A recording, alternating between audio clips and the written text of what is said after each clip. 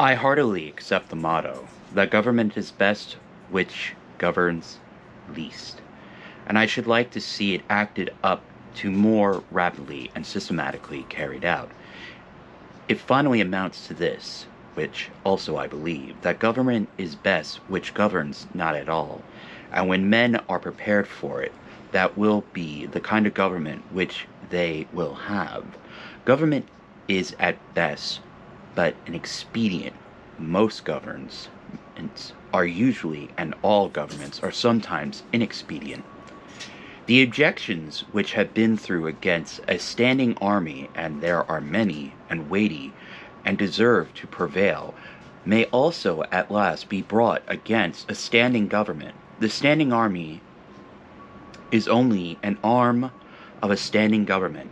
The government itself, which is only the mode of which people have chosen to execute their will, is equally liable to be abused and perverted before people can act through it. Witness the present Mexican War, the war of comparatively a few individuals using the standing government as their tool, for in the outset the people would not have consented to this measure. This American government, but what is but a tradition, though a recent one, of endeavoring to transmit itself unimpaired to posterity, but each instant losing some of its integrity. It has not the vitality and force of a single living man, for a single man can bend it to his will. It is sort of wooden gun to the people themselves.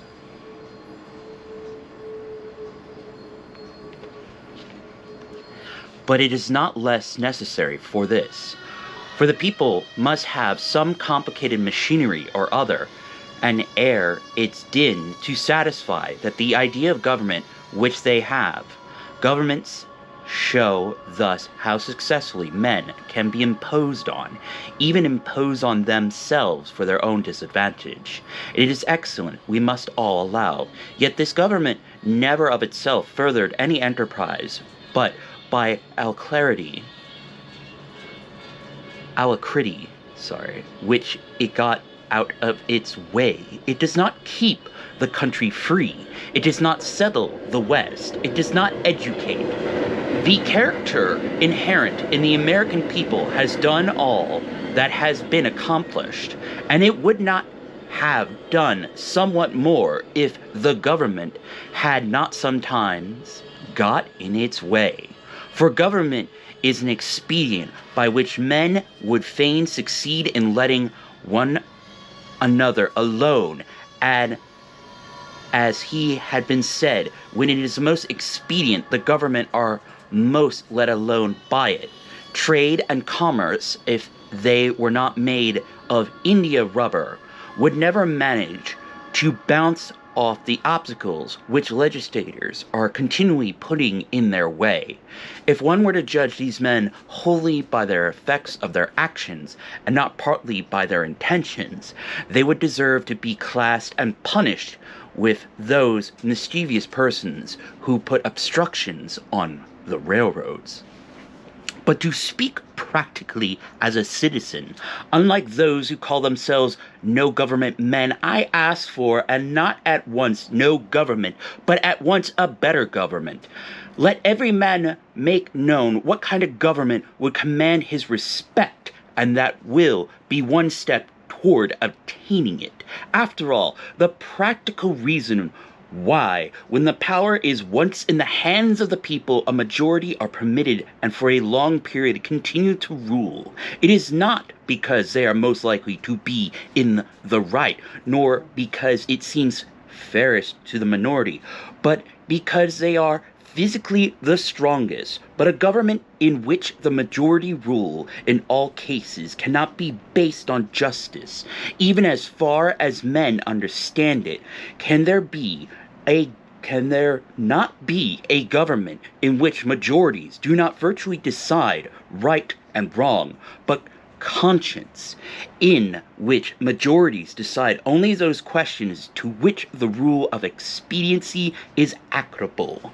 Must the citizen ever for a moment, or in the least degree, resign his conscience to the legislator? Why has every man a conscience then? I think that we should be men and subjects afterwards. It is not desirable to cultivate a respect for the law so much as for the right. The only obligation which I have a right to assume is to do at any time what I think right.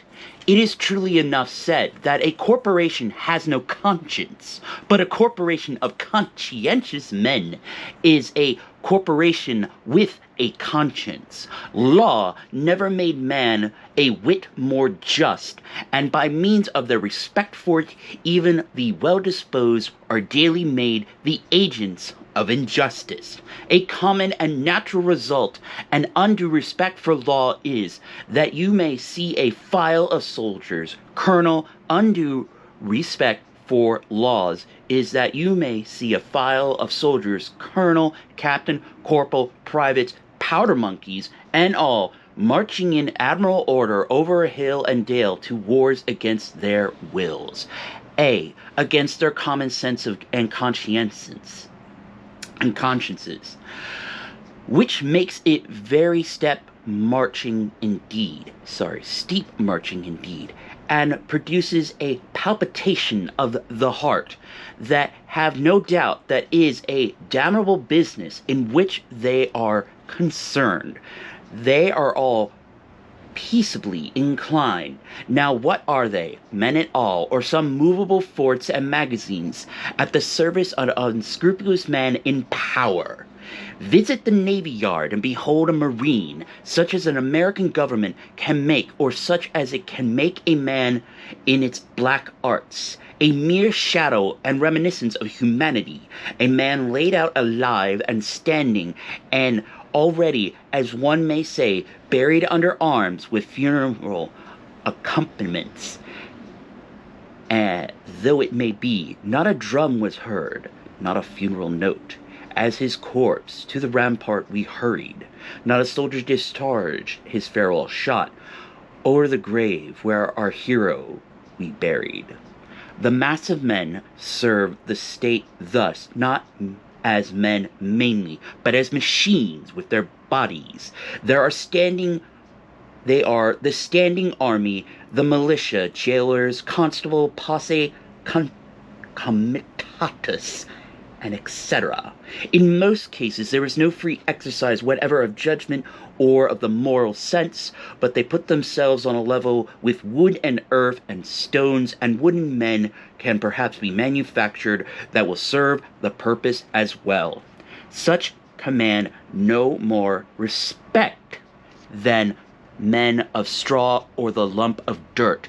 They have the same sort of worth, only as horses and dogs. Yet such as these even are commonly esteemed good citizens. Others, as most legislators, politicians, lawyers, ministers, and office holders, serve the state chiefly with their heads, and as they rarely make any moral distinctions, they are likely to serve the devil without intending it as God. A very few as heroes, patriots, martyrs, reformers in the great sense, and men, serve the state with their conscience also, and so necessarily resist it from the most part, and they are commonly treated as enemies by it. A wise man will only be useful as a man, and will not submit to be clay and to stop a hole to keep the wind away, but leave that office to his dust at least. I am too high born to be propertied, to be a secondary at control or useful serving man and instrument to any sovereign state throughout the world. He who gives himself entirely to his fellow man appears themselves unless he who gives himself entirely to his fellow men appears them useless and selfish, but he who gives himself partially to them is pronounced a benefactor and a philanthropist. How does it become a man to behave toward this American government today? I answer that he cannot with disgrace be associated with it. I cannot for an instant recognize that political organization as my government, which is the slave's government also. All men recognize the right of revolution, that is, the right to refuse allegiance to and to resist the government when its tyranny or its inefficiency are great and unbearable. But almost all say that is such not the case now. But such was the case, they think, in the Revolution of 75, when one were to tell me that this was a bad government because it taxed certain foreign commodities brought to its ports, and it's most probable that I should not make an ado about it, for I can do without them. All machines have their friction, and possibly this does enough good to counterbalance the evil. At any rate, it is great evil to make a stir about it, but when the friction comes to have its machine, and oppression and robbery are organized, I say let us not have such a machine any longer.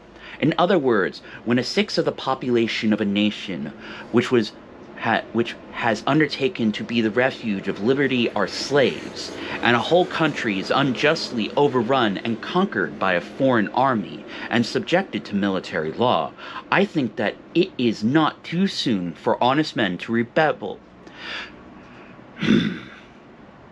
I think that it is not too soon for honest men to rebel and revolutionize.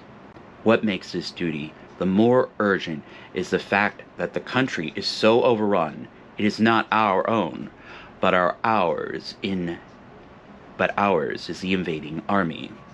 Paley, a common authority with many on moral questions, is in his chapter on the duty of submission to civil government, resolves any civil obligation to expediency, and he proceeds to say that so long as the entrance of the whole society requires it, that is, so long as the established government cannot be resisted or changed without public inconveniency, it is the will of God that the established government be obeyed, and no longer this principle being admitted, that justice of every particular case of resistance is reduced to computation of the quantity of the danger and grievance on the one side, and of the probability and expense of redressing it on the other. Of this he says every man shall judge for himself, but Paley appears never to have contemplated those cases to which the rule of expediency does not apply, in which a people as well as an individual must do justice, cost what it may. If I have unjustly wrested a plank from a drowning man, I must restore it to him, though I drown myself. This, according to Paley, would be inconvenient, but he that would save his life in such a case shall lose it. This people must cease to hold slaves and to make war on Mexico, though it cost them their existence as a people. In their practice, nations agree with Paley, but does not anyone think that Massachusetts does exactly what is right as the present crisis?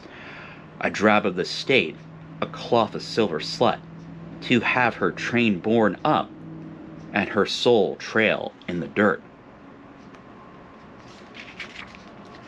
Practically speaking, the opponents to a reform in Massachusetts are not 100,000 politicians at the South, but 100,000 merchants and farmers here who are more interested in commerce and agriculture than they are in humanity, and are not prepared to do justice to the slave and to Mexico, cost what it may.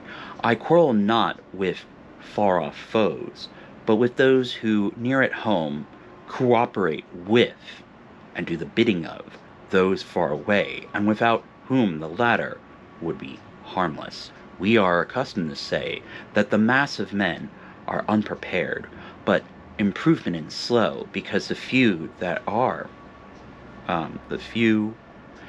Because if you are not materially wiser or better than the many, it is not so important that many should be as good as you, as there be some absolute goodness somewhere, for that will leaven the whole lump.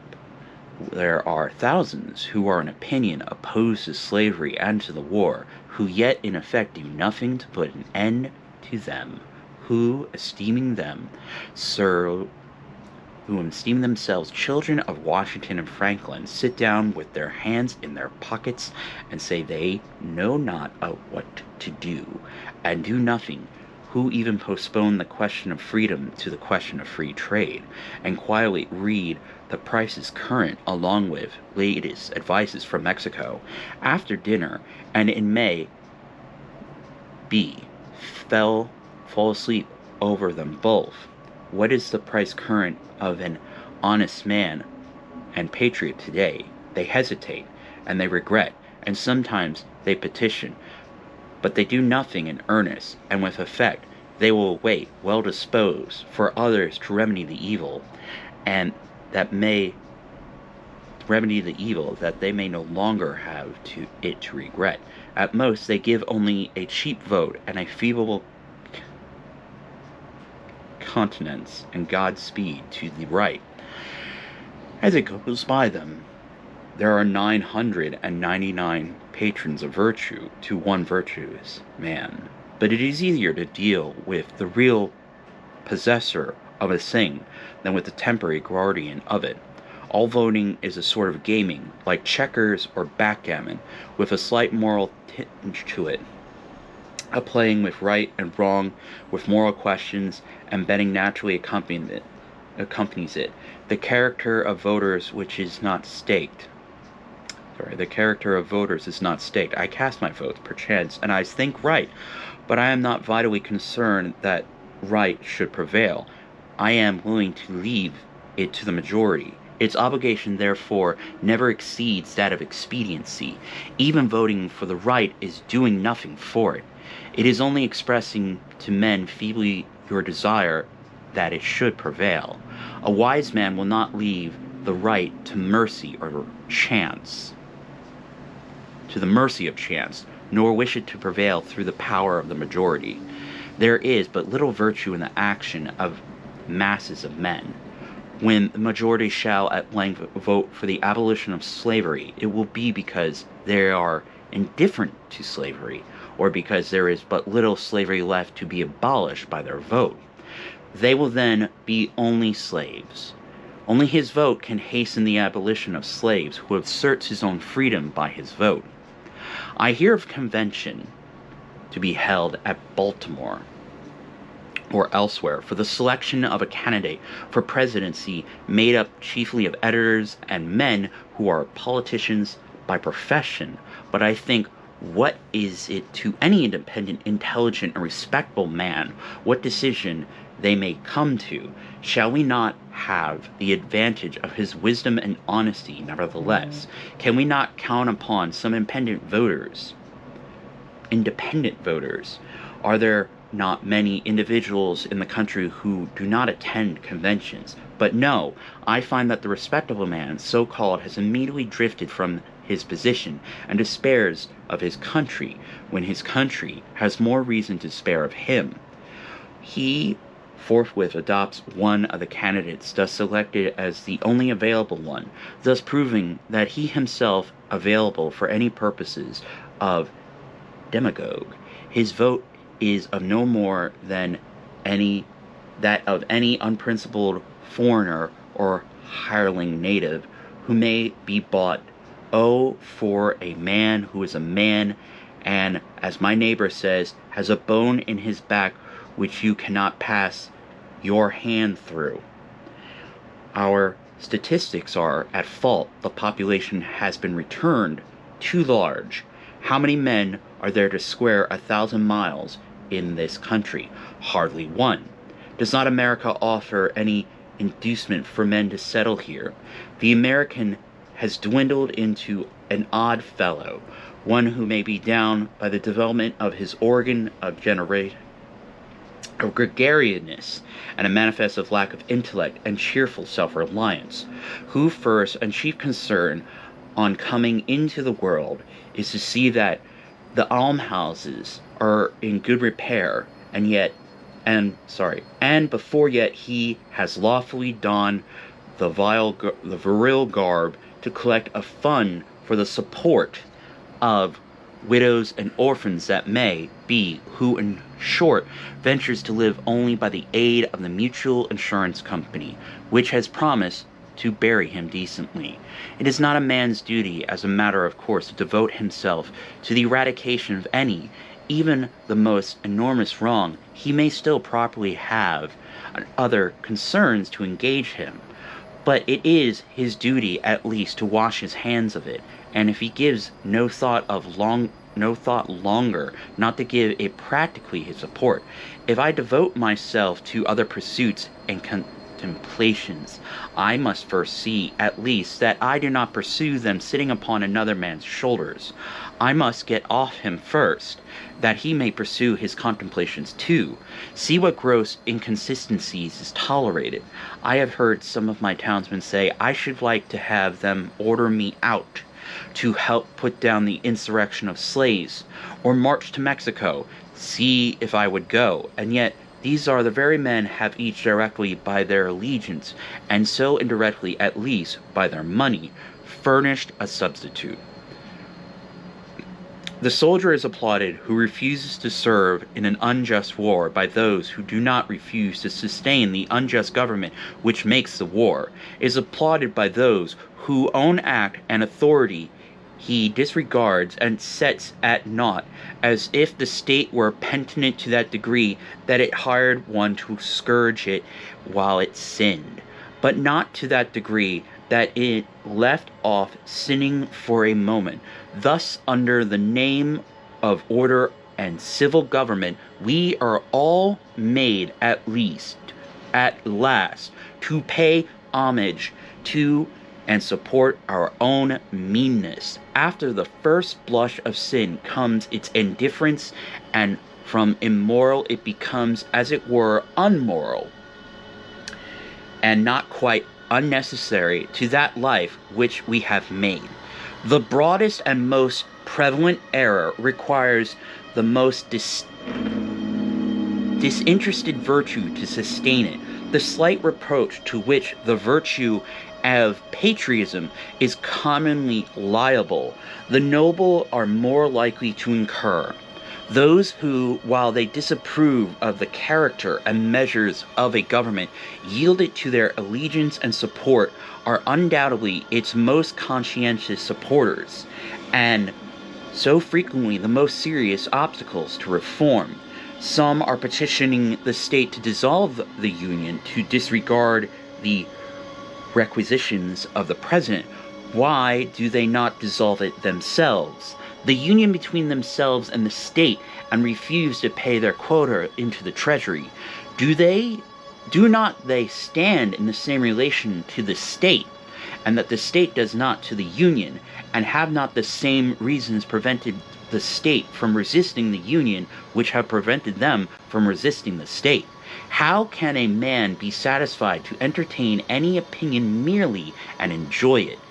Is there any enjoyment in it, if his opinion is that he is aggrieved?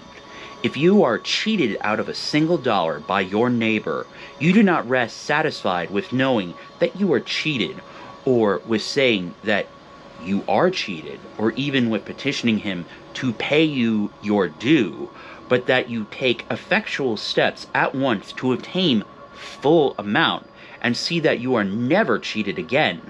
Action from principle, the perception and the performance of right, changes things and relations. It is essentially revolutionary, and does not consist wholly with anything which was. It does not only divide states and churches, it divides families, it divides the individual, separating the diabolical in him from the divine.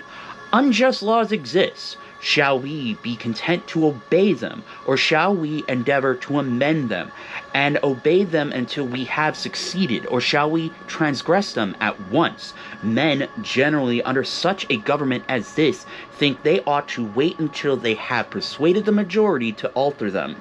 They think that if they should resist, the remedy would be worse than the evil.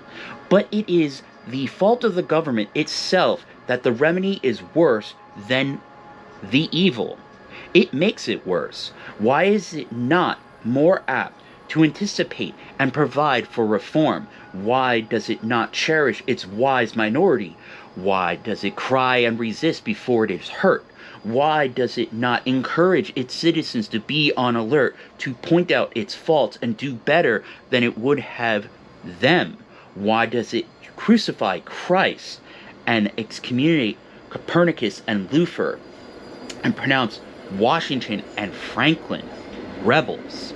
One would think that deliberate and practical denials of its authority was the only offender never contemplated by government. Else, why has it not assigned its definite, its suitable and proportionate penalty? If a man who has no property refuses but wants to earn 9 shillings for the state, he is put in prison for a period unlimited by any law that I know, and determined only by the discretion of those who placed him there. But if he should steal 90 times 9 shillings from the state, he is soon permitted to go at large again. If the injustice is part of the necessary friction of the machine of government, let it go, let it go. Perchance it will wear smooth. Certainly the machine will wear out. If the injustice has a spring or a pulley or a rope or a crank exclusively for itself, then perhaps you may consider whether the remedy will not be worse than the evil. But if it is such a nature that it requires you to be the agent of injustice to another, then I say break it. I say break the law. Let your life be a counter-friction to stop the machine. Sorry, I'm getting very excited reading this. What I have to do is to see, at any rate, that I do not lend myself to the wrong which I condemn. As for adopting the ways which state has provided remedying the evil, I know not of such ways. They take too much time, and a man's life will be gone. I have other affairs to attend to. I came into this world not chiefly to make this a good place to live, but to live in it and be good or bad. I came into this world not chiefly to make this a good place to live in, but to live in it, be it good or bad. A man has not everything to do but something, and because he cannot do everything, it is not necessary that he do something wrong. It is not my business to be petitioning the governor or the legislator any more than it is theirs to petition me. And if they should not hear my petition, what should I do then? But in this case, the state has provided no way. Its very constitution is evil. This may seem to be harsh and stubborn and unconsolatory, but it is to treat with the utmost kindness and consideration the only spirit that can appreciate or deserves it. So it'll all change for the better, like birth and death, which convulse the body. I do not hesitate to say that those who call themselves abolitionists should at once effectually withdraw their support, both in person and property, from the government of Massachusetts, and not wait till they constitute a minority of one before they suffer the right to prevail through them. I think it is enough if they have good God on their side without waiting for that other one. Moreover, any man more right than his neighbors constitute a majority of one already. I meet this American government or representative, the state government, directly and face to face once a year, no more, in person, of its tax gatherer. This is the only mode in which man, situated as I am necessary, meets it. And it then says distinctly, recognize me, and the simplest, the most effectual, and the present posture of affairs, this indispensablest mode of treating with it on this head, of expressing your little satisfaction with and love for it, is to deny it then. My civil neighbor, the tax gatherer, is the very man I have to deal with. For it is, after all, with men and not with parchment that I quarrel. And he has voluntarily chosen to be an agent of the government. How shall he ever know well what he is and does as an officer of the government or as a man until he is obliged to consider whether he shall treat me, his neighbor, for whom he has respect, as a neighbor, as well-disposed man, or as a maniac and disturber of the peace, and see if he can get over this obstruction to his neighborliness without a ruder and more impetuous thought of speech correspondence, of impetuous thought of speech corresponding with his action.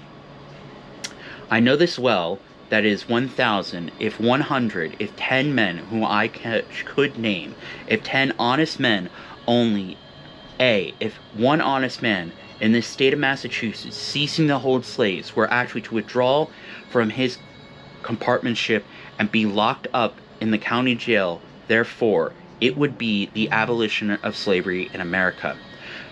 For it matters not how small the beginning may seem to be. What is once well done is done forever. But we love better to talk about it.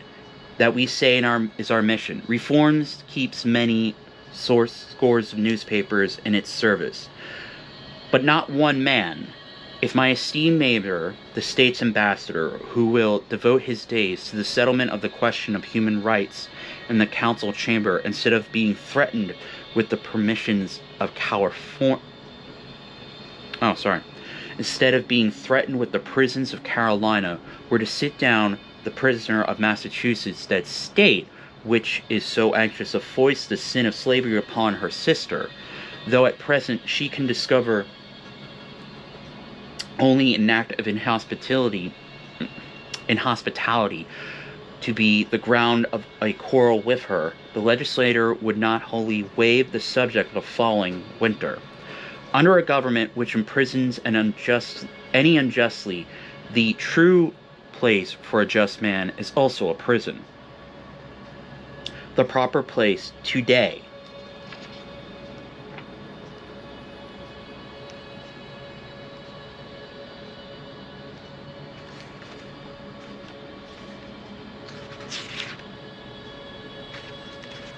I got 11 pages left. I'm going to pause it here.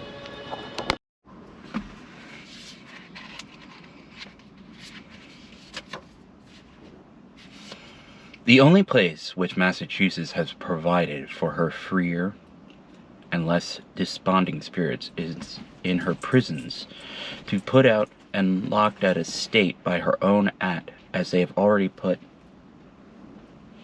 themselves out by their principle. It is there that their fugitive slave and the Mexican prisoner are on parole, and the Indian come to plead the wrongs of his race should find them on that separate but more free and honorable ground where the state places those who are not with her but against her, the only house in a slave state in which a free man can abide with honor. If any think that their influence would be lost there, and their voices no longer afflict the ear of the state, that they would not be as an enemy within its walls. They do not know by how much truth is stronger than error, nor how much more eloquently and effectively he can combat injustice who has experienced a little in his own person. Cast your whole vote, not a strip of paper merely, but your whole influence. A minority is powerless while it conforms to the majority. It is not even a minority then, but it is irresistible when it clogs by its whole weight. If The alternative is to keep all just men in prison or give up war and slavery. The state will not hesitate which to choose. If 1,000 men were not to pay their tax bills this year, that would not be a violent and bloody measure as it would be to pay them, and enable the state to commit violence and shed innocent blood. This is, in fact, the definition of peaceable revolution, if any such is possible. If the tax gatherer or other public officer asks me, as one has done, but what shall I do? My answer is, if you really wish to do anything, resign your office. When the subject has refused allegiance, and the officer has resigned his office, when the revolution is accomplished, but even suppose blood should flow, is there not sort of blood shed when conscience is wounded? Through this wound, a man's real manhood and immortality flow out, and he bleeds to everlasting death. I see this blood flowing now. I have contemplated the imprisonment of the offender rather than the seizure of his goods, though both will serve the same purpose, because they who assert the purest right and consequently are the most dangerous to a corrupt state commonly have not spent much time in accumulating property. To such the state renders comparatively small service, and a slight tax it is wont to appear exorbitant, particularly if they are obliged to earn it by special labor with their hands. If there were one who lived wholly without the use of money, the state itself would hesitate to demand it of him. But the rich man, not to make any invidious comparison, is always sold to the institution when it makes him rich. Absolutely speaking, the more money, the less virtue for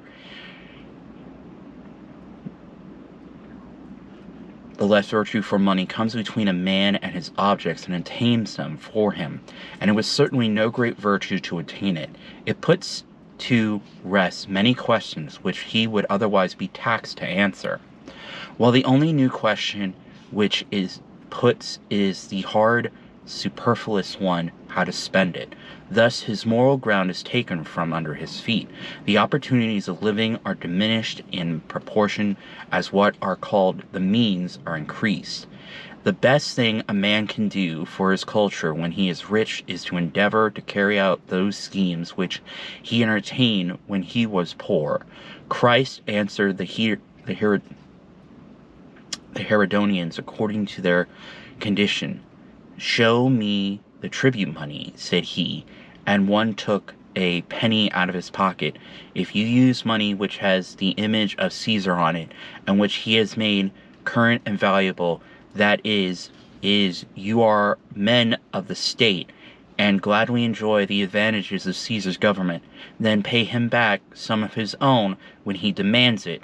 Render therefore to Caesar that which is Caesar, and to God those things which are God's, leaving them no wiser than before as to which was which, for they did not wish to know. When I converse with the freest of my neighbors, I perceive that whatever they may say about the magnitude and seriousness of the question, and the regard for public tranquility, the long and the short of the matter is, they cannot spare the protection of the existing government.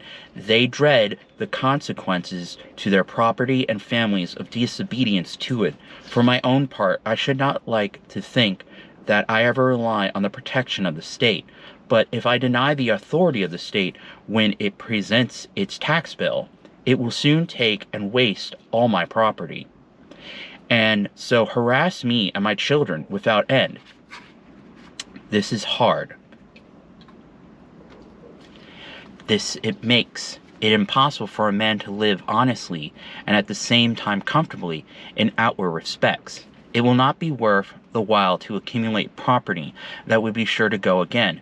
You must hire or squat somewhere and raise a small crop and eat that soon. You must live within yourself and depend upon yourself, always tucked up and ready for a start, and not have many affairs. A man may grow rich in Turkey even, if he will be in all respects a good subject of the Turkish government. Confucius said, If a state is governed by the principles of reason, poverty and misery are subjects of shame.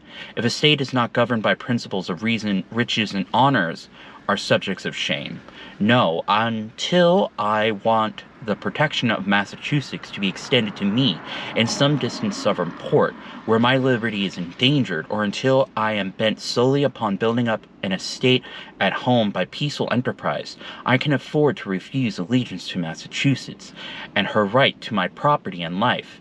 It costs me less in every sense incur the penalty of disobedience to the state than it would to obey. I should feel as if I were less in that case. Some years ago, the state met me in behalf of the church and commanded me to pay a certain sum toward the support of a clergyman whose preaching my father attended. But never I myself pay, it said, or be locked up in jail. I declined to pay, but unfortunately another man saw fit to pay it. I did not see why the schoolmaster should be taxed to support the priest, and not the priest. God damn it. I did not see why the schoolmaster should be taxed to support the priest, and not the priest, the schoolmaster. For I was not the state schoolmaster, but I supported myself voluntarily, subscription. I did not see why the Lyceum should not present its tax bill and have the state to back its demand as well as the church. However, at the request of the selectmen, I condescended to make some such statement as this in writing. Know all men by these presents that I, Henry Thoreau, do not wish to be regarded as a member of any incorporated society which I have not joined. This I gave to the town clerk as he has it. The state, having thus learned I did not wish to be regarded as a member of that church, has never made like a demand on me since, though it's said that it must adhere to its original presumption that time. If I had known how to name them, I should then have signed off in detail from the societies which I never signed on to, but I did not know where to find a complete list. I have paid no poll tax for 6 years. I was put in jail once on this account, for one night, and I stood considering the walls of solid stone, 2 or 3 feet thick, the door of wood and iron, a foot thick, and the iron grating which strained the light. I could not help being struck with the foolishness of that institution which treated me as if I were mere flesh and blood and bones to be locked up. I wondered that it should have concluded at length that this was the best use it could be put to me, and had never ever thought to avail itself of my services in some way. I thought if there was a wall of stone between me and my townsmen, there was still more difficult one to climb or break through, before they could get to be as free as I was. I did not for a moment feel confined, as the walls seemed a great waste of stone and mortar. I felt as if I alone of all my townsmen had paid my tax. They plainly did not know how to treat me, but behaved like persons who are underbred. In every threat and in every compliment there was a blunder, for every thought that my chief desire was to stand on the other side of that stone wall. I could not but smile to see how industriously they locked the door on my meditations, which followed them out again without let or hindrance, and they were really all that was dangerous.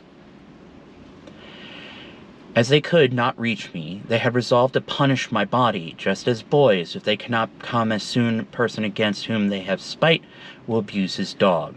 I saw that the state was half-witted, and that it was timid as a lone woman with her silver spoons, and that it did not know its friends from its foes, and I lost all my remaining respect for it, and pitied it.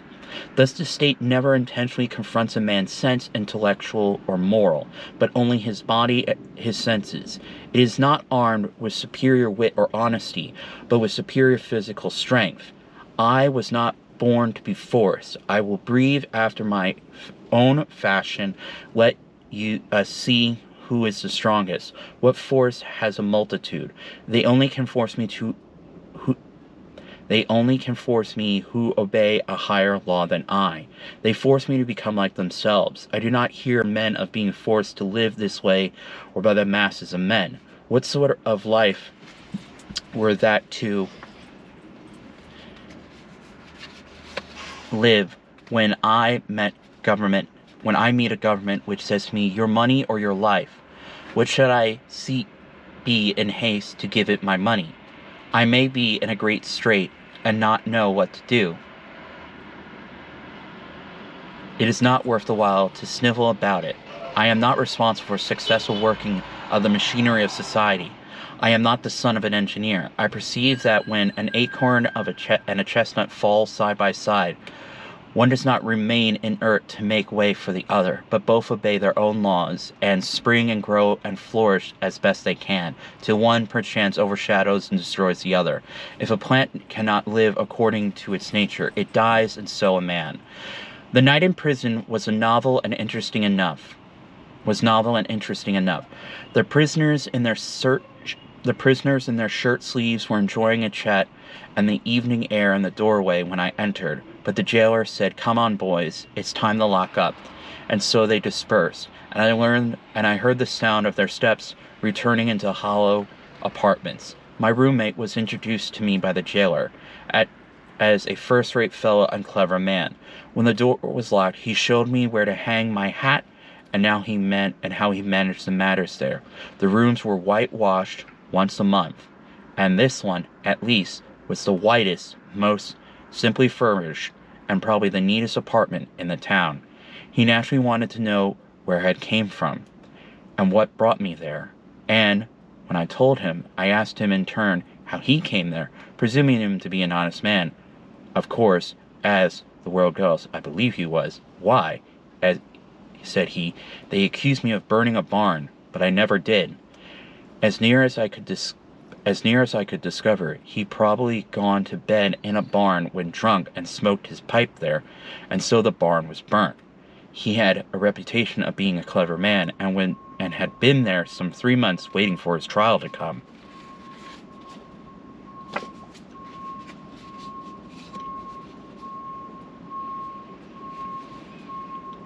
And would have to wait much longer, but he was quite domesticated and contented, since he got his board for nothing and thought that he was well treated. He occupied one window, and I the other, and I saw that if I stayed there long, his principal business would be to look out the window. I soon read all the tracks that were left there, and examined where former prisoners had broken out, and where a grate had been sawed off, and heard the history of various occupants of that room, for I found even there was a history and gossip which never circulated beyond the walls of the jail. Probably this is the only house in town where verses are composed, which are afterward printed in circular form, but not published. I was shown quite a long list of verses, which were composed by some young men who had been detected in an attempt to escape, who avenged themselves by singing them. I pumped my fellow prisoner as dry as I could, for fear I should never see him again, but at length he showed me which was my bed, and left me to blow out the lamp. It was like traveling into a far country, such as I had never expected to behold. To lie there for one night, it seemed to me that I had never heard the town clock strike before, nor evening sounds of the village, for we slept with windows open, which were inside the grating. It was to see my native village in the light of the Middle Ages, and our Concord was turned into a Rhine stream, and visions of knights and castles passed before me. There were voices of old burghers that I heard in the street. I was an involuntary spectator and an auditor of whatever was done and said in the kitchen of the adjacent village inn, a wholly new and rare experience for me. It was closer view of my native town. I was fairly inside of it. I never had seen its institutions before, this one of its peculiar institutions, for it is a shire town. I began to comprehend what its inhabitants were about. In the morning, our breakfasts were put through the hole in the door, and a small oblong square tin pans made the fit. And holding a pint of chocolate with brown bread and an iron spoon, where they called for the vessels again, I was green enough to return what bread I had left. But my comrade seized it and said I should lay that up for dinner. Soon after he was let out to work at haying in a neighboring field, whither he went every day, and would not be back till noon. So he bade me good day, saying that he doubted if he would see me again. When I came out of prison, for some one interfered and paid the tax, I did not perceive that great changes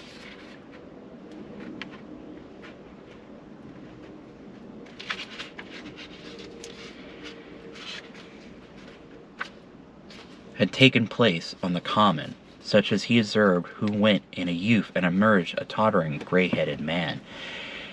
And yet change had to my eyes come over the scene, the town and state and country, greater than the mere time could effect. I saw yet more distinctly that the state in which I lived. I saw to what extent the people among whom I lived could be trusted as good neighbors and friends, that their friendship was for summer weather only, and that they did not greatly propose to do right, that they were a distinct race from me by their prejudice and superstitions, as the Chinamen and Malays are, that in their sacrifices to humanity they ran no risk, not even to their property, that, after all, they were not so noble, but they treated the thief as he had treated them, and hoped by certain outward observance and few prayers, by walking in particular straight through useless paths from time to time, to save their souls. This may be the judge my neighbors harshly, for I believe that many of them are not aware that they have such an institution as the jail in their village. It was formerly the custom in our village, when a poor debtor came out of jail, for his acquaintances to salute him, looking for their fingers. For his acquaintances to salute him, looking through their fingers, which were crossed to represent the grating of jail window. How do ye do? My neighbors did not thus salute me, but first looked at me, and then one another, as if I had returned from a long journey. I was put in jail, and as I was going to the shoemaker's to get a shoe which was mended.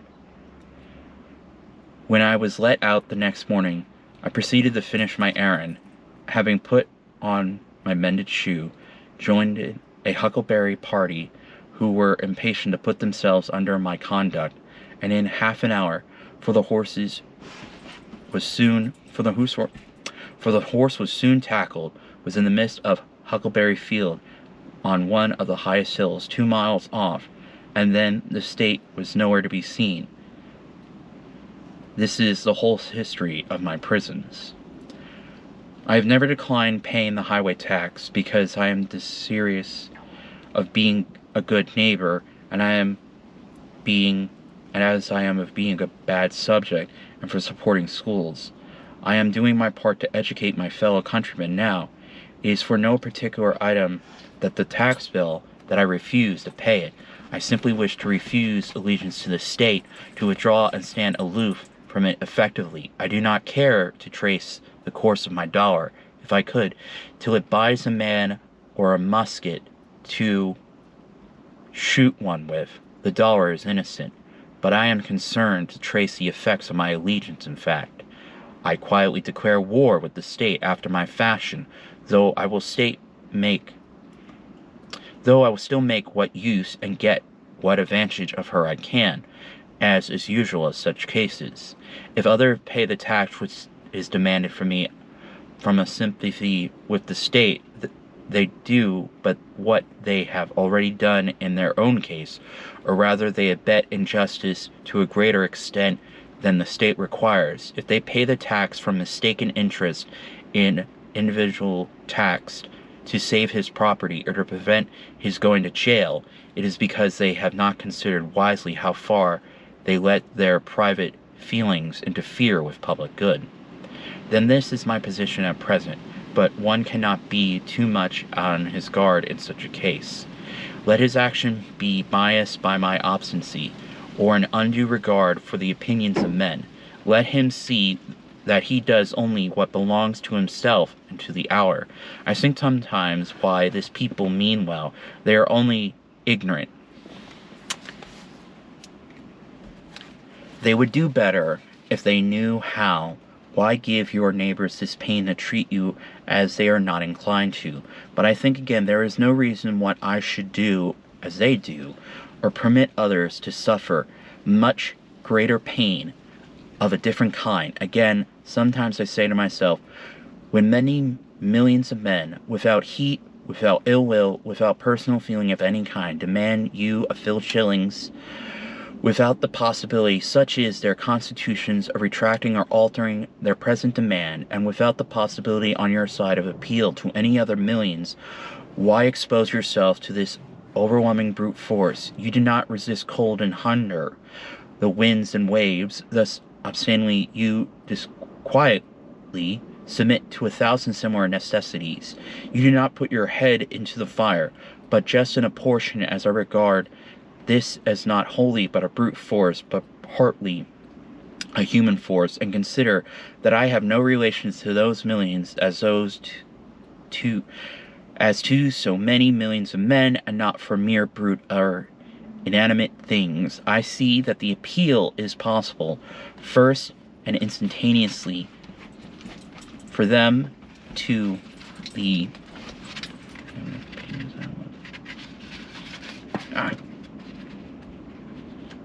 almost done.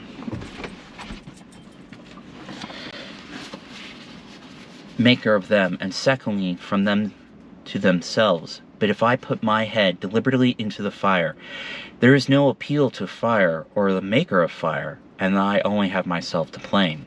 If I could convince myself that I have any right to be satisfied with men as they are, and to treat them accordingly, and not according in some respects to my requisitions and expectations of what they and I ought to be, then, like a good Mussulman and fatalist, I should endeavor to be satisfied with things as they are, and say it is the will of God. And above all, there is this difference between resisting this and a purely brute or natural force, that I can resist with some effect, but I cannot expect, like Orpheus, to change the nature of rocks and trees and beasts. I do not wish to quarrel with any man or nation. I do not wish to split hairs, to make fine distinctions, or set myself up as better than my neighbors. I seek to, rather I may say, even an excuse for conforming to the laws of the land. I am but too ready to conform to them. Indeed, I have reason to suspect on this head, and each year, as the tax gatherer comes round, I find myself disposed to review the acts and position of general state and state governments, and the spirit of people discover the pretext for conformity. We must affect our country as our parents, and if at any time we alienate our love or industry from doing it honor, we must respect effects and teach the soul matter of conscience and religion, and not desire the rule or benefit. I believe that the state will soon be able to take all my work of this sort out of my hands, and then I shall be no better a patriot than my fellow countrymen. Seen from a lower point of view, Constitution, with all its fruits, it is very good. The law and the courts are very respectful. Even the state and this American government are, in many respects, very admirable, and rare things to be thankful for, such as my great and many have described them.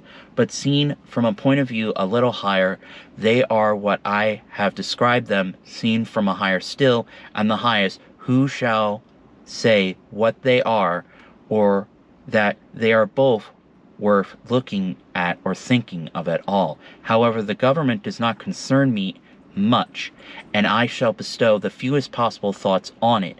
It is not many moments that I live under a government, even in this world. If a man is thought-free, fancy-free, imagination free, that is, which is not, never for a long time appearing to be him, unwise rulers or reformers cannot fatally interrupt him. I know that most men think differently from myself, but those whose lives are by profession devoted to the study of these or kindred subjects content me as little as any statesmen and legislators standing so completely within this institution never distinctly and nakedly behold it. They speak of moving society, but have no resting place without it. They may be men of certain experience and discrimination, and I have no doubt invented ingenious and even useful systems for which we sincerely thank them, but all their wit and usefulness lie within certain not very wide limits. They are not wont to forget that the world is not governed by policy and expedience. Webster never goes behind government, and so cannot speak with authority about it. His words are wisdom to those legislators who contemplate no essential reform in the existing government, but for thinkers and those who legislate for all time, he never once glances at the subject. I know of those whose serene and wise speculation on this theme would soon reveal the limits of his mind's range and hospitality. Yet, compared with the cheap professions of most reformers, and the still cheaper wisdom and eloquence of politicians in general, his are mostly the only sensible and valuable words, and we thank heaven for him. Comparatively, he is always strong, original, and above all practical. Still, his quality is not wisdom, but prudence. The lawyer's truth is not truth, but consistency or a consistent expediency. Truth is always in harmony with herself, and is not concerned chiefly to reveal the justice that may consist with wrongdoing. He well deserves to be called, as he has been called, the defender of the Constitution. There are really no blows to be given by him by defensive ones. He is not a leader, but a follower. His leaders are the men of '87. I have never made an effort, he says, and never proposed to make an effort. I have never countenanced an effort, and never mean to countenance an effort to disturb the arrangement as originally made, by which the various states came into union, still thinking of the sanction which the Constitution gives to slavery, he says, because it was part of the original compact, let it stand. Notwithstanding his special acuteness and ability, he is unable to take the fact out of its merely political relations and behold it as lies absolutely to be disposed of by the intellect. What, for instance, it behooves a man to do here in America today with regard to slavery, but ventures or is driven to make such a desperate answer as the following, while professing to speak absolutely as a private man, from which what new and singular code of social duties might be inferred. The manner, says he, in which government of those states where slavery exists are to regulate it is for their own consideration under their responsibility to their constituents, to the general laws of propriety, humanity, and justice, and to God. Associations formed elsewhere, springing from feeling of humanity or any other cause, having nothing whatever to do with it, they have never received any encouragement from me, and they never will. These extracts have been inserted since the lecture was read. Okay. That little asterisk there talking about what I just read. They who know of no purer sources of truth, who have traced up its stream no higher, stand and wisely stand by the Bible and the Constitution, and drink at it there with reverence and humility. But they who behold where it comes trickling into this lake or that pool, gird up their loins once more and continue their pilgrimage toward its fountainhead. No man with a genius for legislation has appeared in America. They are rare in history of the world. There are orators, politicians, and eloquent men by the thousand, but the speaker has not yet opened his mouth to speak, who is capable of settling the much-vexed questions of the day. We love eloquence for its own sake, and not any truth which it may utter, or any heroism it may inspire. Our legislators have not learned the comparative value of free trade and of freedom and of union and of the rectitude to a nation. They have no genius or talent for comparatively humble questions of taxation and finance, commerce and manufacturers of agriculture. If we were left solely to worldly wit of legislators in Congress for our guidance, uncorrected by solely seasonable and If we were left solely to worldly wit of legislators in Congress for our guidance, uncorrected by the seasonal experience and the effectual complaints of the people, America would not retain her rank among the nations. For 1800 years, though perchance I have no right to say it, the New Testament has been written, yet where is the legislator who has the wisdom and practical talent enough to avail himself of the light which it sheds on science of legislation?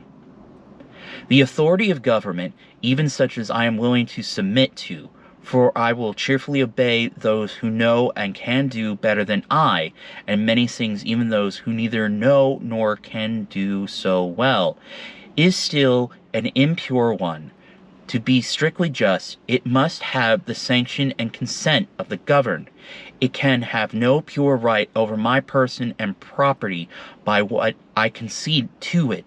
Then progress from absolute to limited monarchy, from a limited monarchy to democracy, is a progress toward a true respect for the individual. Even the Chinese philosopher was wise enough to regard the individuals as the basis of the empire. It is a democracy such as we know it. The last improvement possible in government. It is not possible to take a step further towards recognizing and organizing the rights of man. There will never be a really free and enlightened state until the state comes to recognize until the state comes to recognize the individual as higher and independent power from which all its own power and authority are derived, and treats him accordingly. I please myself with imagining a state at last which can afford to be just to all men and treat the individual with respect and neighbor, which even would not think it. God damn it. Let's start that over.